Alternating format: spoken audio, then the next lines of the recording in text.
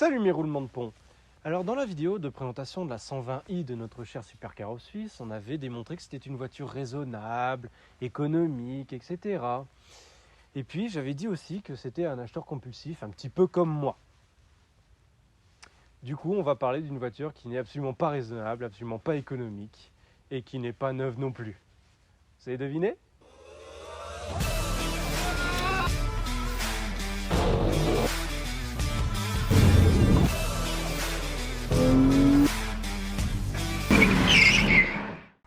Alors dans les trois géants des marques anglaises de luxe, on va avoir Rolls-Royce, Bentley et Jaguar. Celle-ci, c'est pas exactement une Jaguar. Pour être plus précis, c'est une Daimler.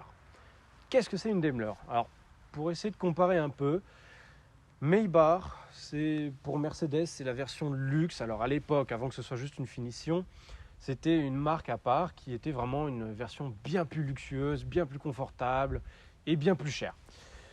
Daimler, c'était à l'époque pour Jaguar à peu près la même chose. Donc celle-ci, c'est la Daimler XJ40 en 3,6 litres. Cette génération a succédé à la XJ6 qui était sortie juste avant, qui existait depuis bien longtemps déjà. Et puis on la reconnaît parce qu'elle a un look totalement différent qui a départagé tout le monde parce qu'on la trouve pas si belle que ça. C'est un peu la mal aimée. J'aime beaucoup les voitures mal aimées. Par exemple, avec le look qu'elle a, parce que l'ancienne génération avait des phares ronds et celle-ci a des phares rectangulaires. Alors ça a départagé tout le monde, on lui sort un petit peu, on lui trouve un look un peu à l'américaine, mais moi je la trouve très sympa. Premièrement, qu'est-ce qui va changer par rapport à la Jaguar normale ? Donc une Daimler, comme j'ai dit, c'est une voiture plus luxueuse, etc. Mais il y a quelques petits indices au niveau de la carrosserie et aussi au niveau de l'intérieur qui vont montrer que c'est une voiture différente. Pour différencier une XJ40 classique Jaguar d'une Daimler XJ40, premièrement, on va voir la calandre. Une calandre de Jaguar va être complètement lisse sur le dessus, tandis que celle-là, elle est ondulée. On a le petit logo Daimler, contrairement à Jaguar, qui va avoir la tête du Jaguar qui est juste là. Et c'est une option, on peut avoir aussi le Jaguar bondissant, comme ça, sur le capot. Sur les Daimler, pour le coup, on ne l'a pas du tout. Donc, pare-choc avant entièrement chromé. Parce que les vieilles voitures, c'était toujours des voitures très chromées de partout. Alors moi, c'est une époque qui me manque un petit peu parce que ça donnait un peu de cachet à la voiture. On a un capot très long qui, on va vous le montrer là tout de suite en extrait vidéo, qui s'ouvre à l'envers, donc vraiment qui se bascule vers l'avant avec le 6 cylindres à l'intérieur. Alors c'est vraiment un piano à queue, le truc, c'est énorme. 6 cylindres qui existaient en plusieurs cylindrées différentes. On avait de mémoire le 2 litres 9, le 3 litres 2, le 3 litres 6 et le 4 litres. Puis après on avait un V12, mais pour le coup Jaguar qui a son image de voiture pas fiable déjà, qui a été bien abîmée comme pas possible avec les XJ6 d'avant. Celle-là, depuis que ça a été racheté par Ford, elle est plus fiable. Alors là, si tu reprends un V12 Jaguar, c'est fini. Là, tu perds toute la fiabilité possible. Donc on a ce 6 cylindres qui existait en plusieurs cylindrées différentes. Moi j'ai pris le 3 litres 6 parce que c'était le seul qui existait avec la Daimler qui était sur le marché actuellement.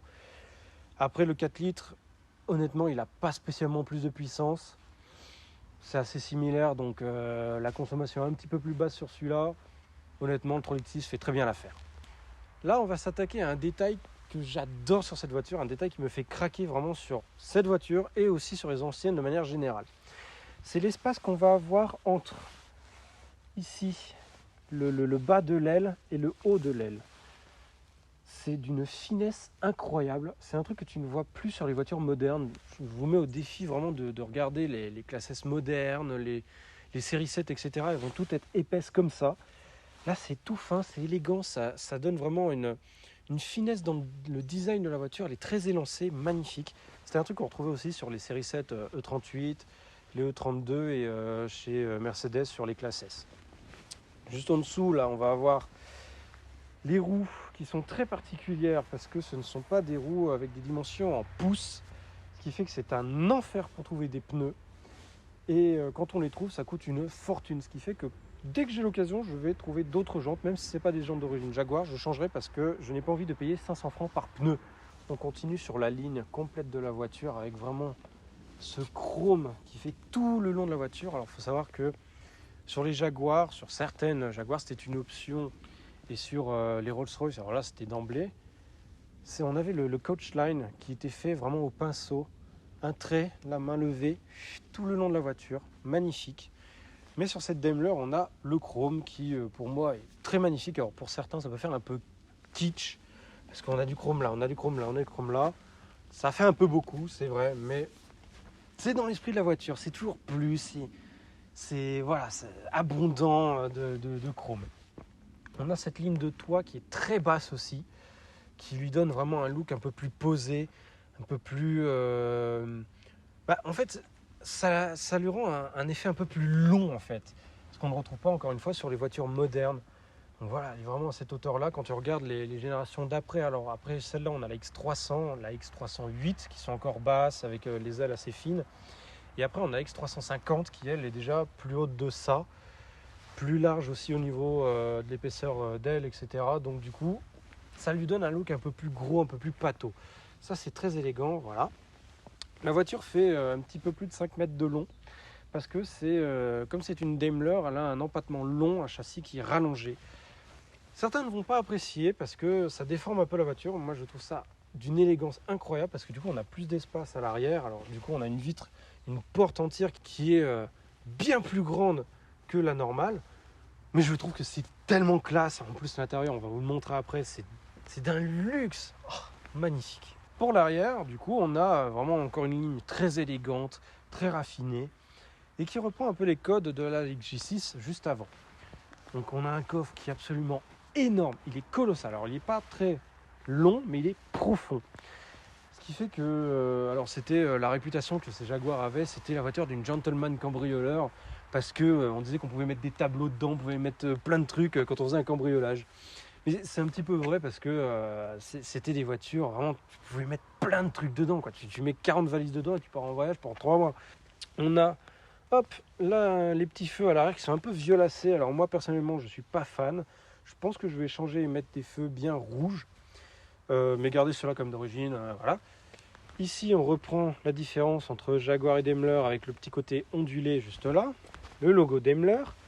Il n'y a pas la plaque Super Caro Suisse, mais pensez quand même à vous abonner à la chaîne, à mettre un petit pouce et un commentaire et à nous suivre sur Instagram, ça fait toujours plaisir. Juste en dessous, les pare-chocs chromés encore une fois, et puis 2 sorties de pot d'échappement. Alors, il n'y a rien de sport là-dedans, ça ne fait pas de bruit agréable, on va dire. C'est une voiture qui n'est pas vouée à être sportive.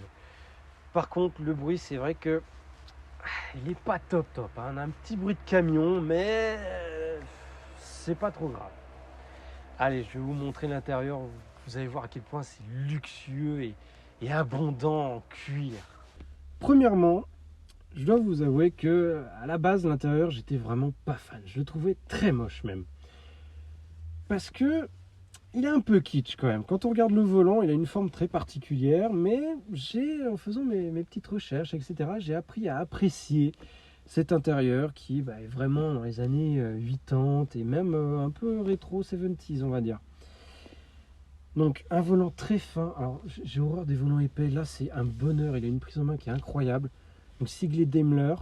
Ici, on va voir un petit détail que j'ai vraiment pas aimé du tout sur cette voiture parce que j'ai toujours préféré la X308 qui n'avait pas ça. En gros, c'est l'ordinateur de bord. Alors déjà, il faut être ingénieur pour apprendre à s'en servir. Moi, après environ 40 jours à feuilleter le manuel d'utilisation, j'ai finalement plus ou moins compris le fonctionnement de ce truc-là. Mais c'était vraiment style un peu, on dirait une calculette Casio ou Texas Instruments, c'est très bizarre. Mais c'était à l'époque, c'était moderne, quoi. C'était vraiment... c'était de la technologie incroyable. Le tableau de bord, alors on va différencier la phase 1 de la phase 2 comme ça, c'est que le tableau de bord, lui, est vraiment style rétro, vraiment, on a l'impression d'être dans la voiture de K2000. Moi, personnellement, j'adore ce petit truc-là, c'est vraiment les petits éclairages verts de l'époque, je trouve ça vraiment assez kitsch, mais c'est marrant, quoi, moi j'aime bien. Après, on a un tableau de bord qui est très très fin, contrairement aux nouveaux tableaux de bord qui font 1 mètre de long. On a du bois partout. Pareil, différence entre Daimler et Jaguar. Alors, selon la finition, il y a plusieurs finitions exécutives. Je crois qu'il y a le Pack Sport, il y a aussi la Sovereign, qui est vraiment le top du niveau avant la Daimler. Tu as la boiserie avec ce petit détail là, hop, qui se retrouve un petit peu partout sur toutes les boiseries tout autour de la voiture. Donc là, on a à peu près la moitié de l'Amazonie qui est passée. Pareil, le cuir, on a cette odeur de cuir que j'adore et que tout le monde déteste, sauf les amateurs d'anciennes. On a du cuir absolument partout. Volant en cuir, siège en cuir. Alors, à confirmer avec... dites-moi en commentaire d'ailleurs.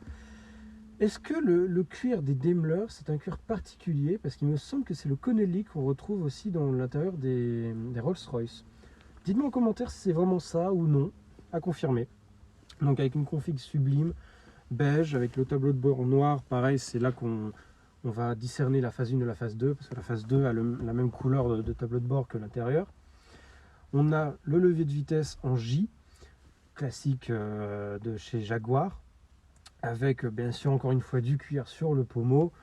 C'est là on a une vache morte par siège, l'Amazonie qui est passée pour la boiserie, c'est vraiment à l'époque c'est pas grave, on mettait top qualité des matériaux partout.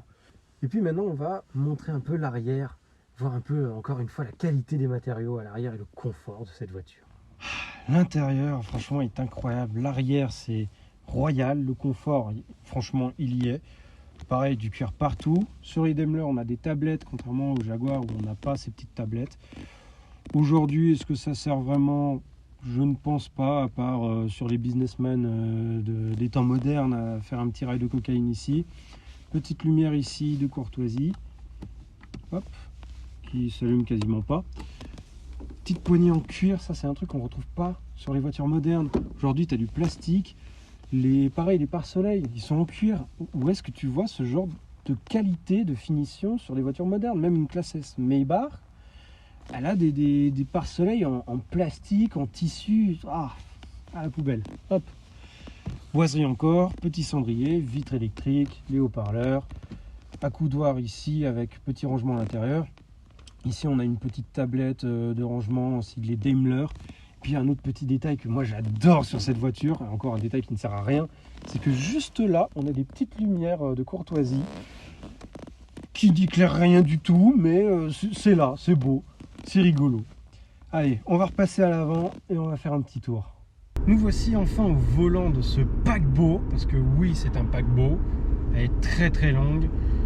Dans les virages, il faut savoir que si on va un peu trop vite, ça a tendance à tanguer, donc je pense qu'une barre anti-rapprochement, ça fera pas de mal. Après, niveau puissance, c'est pas fulgurant, parce que c'est une voiture qui fait quand même une tonne 8 environ. Performance, un 0 à 100 en 8 secondes 6 ou 8 secondes 4, quelque chose comme ça.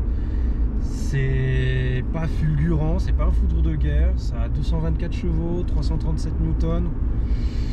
Après, c'est pas une voiture sportive, c'est pas fait pour rouler très vite, c'est pas... voilà. C'est une boîte qui a seulement 4 rapports. Alors tout de suite vous allez me dire, oui, mais du coup ça consomme énormément. Oui, ça consomme. Énormément, non. Les anciennes XJ6, ça consommait dans les 20-30 litres. Celle-là, ils ont revu un peu la consommation. Et on va dire que sur autoroute, tempomat à 120, on est vraiment, mais sans mentir, sans rien, on est à 10 litres 2. C'est convenable pour une voiture qui a plus de 30 ans et qui a que 4 vitesses. En ville, laisse tomber, la prends pas en ville. Et après en moyenne combinée, on va dire qu'on est dans les 12 litres 5, allez 13 litres si vraiment tu prends des routes qui montent, qui descendent, etc. Après à conduire, c'est un salon roulant. C'est hyper confortable, on est très bien dans ces sièges. J'ai fait un peu de route avec déjà, quelques centaines de kilomètres d'affilée. Un véritable bonheur. Niveau fiabilité, c'est l'époque où Jaguar a été racheté par Ford. Donc c'est-à-dire que la fiabilité a été améliorée, mécaniquement parlant. Alors moi, je l'ai prise, elle est vraiment mais clinique mécaniquement parlant. C'est-à-dire qu'il n'y a pas une goutte d'huile, les durites sont en bon état, les roulements, ponts, tout ça, tout a été revu. C'est 999, c'est en bon état. Franchement, très bon état.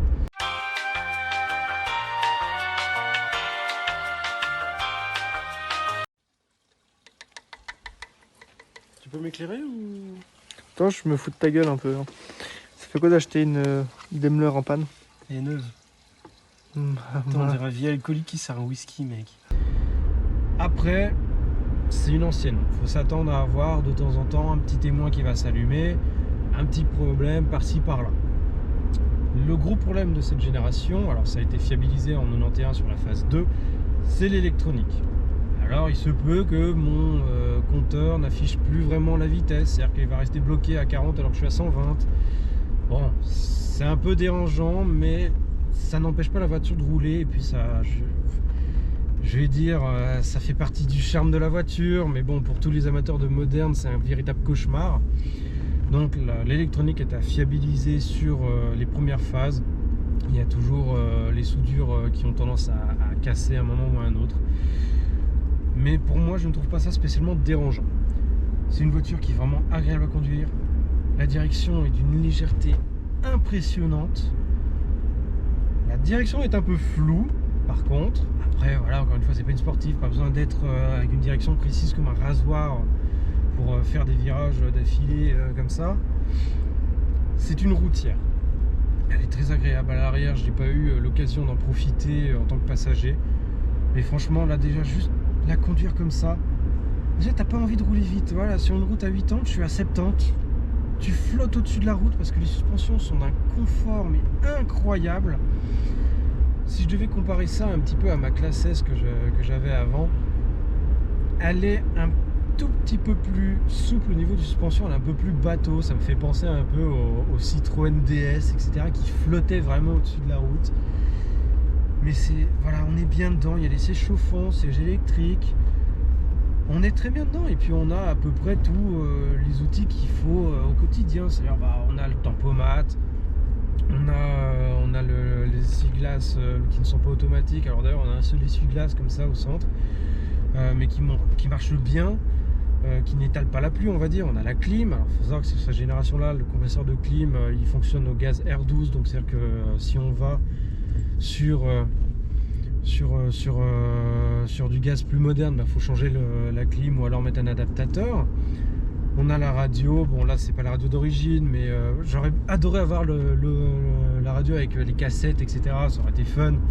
Mais là voilà, j'ai le câble jack, je peux mettre ma musique et tout. C'est très très bien, le chauffage marche bien, tout marche bien. Franchement, c'est très très bien. Là les Dodan, franchement, je les prends, je suis à 50 ans. On est bien, on est très bien là-dedans. Et puis c'est une voiture qui est fiable et qui peut tenir très longtemps. On regarde Renault de chez Petites Observations Automobiles. Il en a eu une qui l'a poussé jusqu'à 400 000 km. Jamais de problème, entretenu chez JR. D'ailleurs les amateurs de Jaguar connaîtront, c'est un garage sur Paris qui est spécialiste des Jaguars.